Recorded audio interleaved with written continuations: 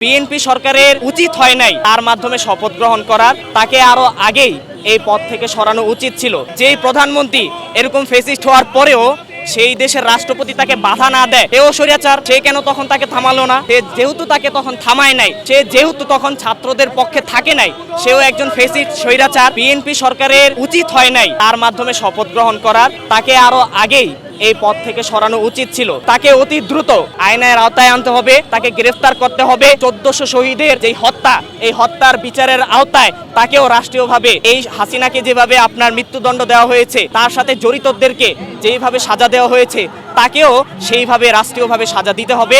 আমাদের আন্দোলন মূলত এটি।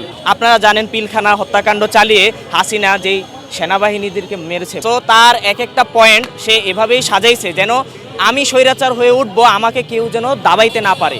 এইটা রাষ্ট্র সিলেক্ট করবে, এটা সংসদ থেকে বিল পাস হবে, এইটা তারা যেভাবে যাকে ভোট দিবে, আমাদের যে রাজনৈতিক দলগুলো আছে, বিশেষ করে জুলাইয়ে যারা নেতৃত্ব রেখেছেন, যারা জুলাইকে ধারণ করেন, জুলাইয়ের কারণেই তো আজকে এই 2.0 বাংলাদেশ, জুলাইয়ের কারণেই তো আজকে এই দ্বিতীয় স্বাধীনতা।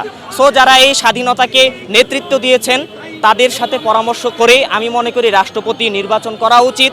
অনেকে এখন ডক্টর ইউনূসের কথা বলবেন, আমি বলবো যে একক কোনো সিদ্ধান্ত না গিয়ে যারা মূলত জুলাইয়ের নেতৃত্বে ছিলেন, যারা জুলাইকে ধারণ করেন, যারা এই জুলাই যোদ্ধারা আছেন, সবার সাথে রাজনৈতিক দলগুলো সহ একটা সমন্বয় করে রাষ্ট্রপতি নির্বাচন করা উচিত বলে আমি মনে করি।